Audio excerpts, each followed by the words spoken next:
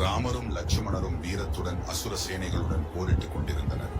அச்சமயம் ராவணனரின் மகன் மேகநாதன் தனது மாய சக்திகளை பயன்படுத்தி நாகபாஷம் என்ற பிரம்மாண்டமான அஸ்திரத்தை அவர்கள் மீது ஏவினான். அந்த அஸ்திரத்தில் இருந்து வெளியேறிய பாம்புகள் தங்களின் நஞ்சினால் அவர்கள் இருவரையும் ஆட்கொண்டது. இருவரும் அசைய முடியாமல் போர்க்களத்தில் கீழே விழுந்தனர்.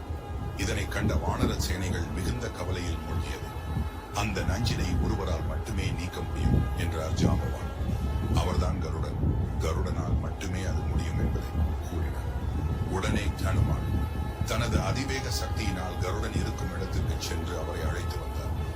கருடன் வானத்தில் மின்னல் போல பறந்து வந்தார். சூரியனையே மூடும் அளவுக்கு தனது இறக்கைகளை விரித்தவுடன் அந்த நஞ்சு பாம்புகள் பயந்து ஓடிவிட்டன. கருடன் தான் காப்பாற்றினார் என்பதை உணர்ந்த ராமரும் லட்சுமணரும் பணிவுடன் வணங்கி கருடனை நோக்கி நன்றியுடன் கைகூப்பினார்கள். இதுவே தர்மத்தின் வெற்றி.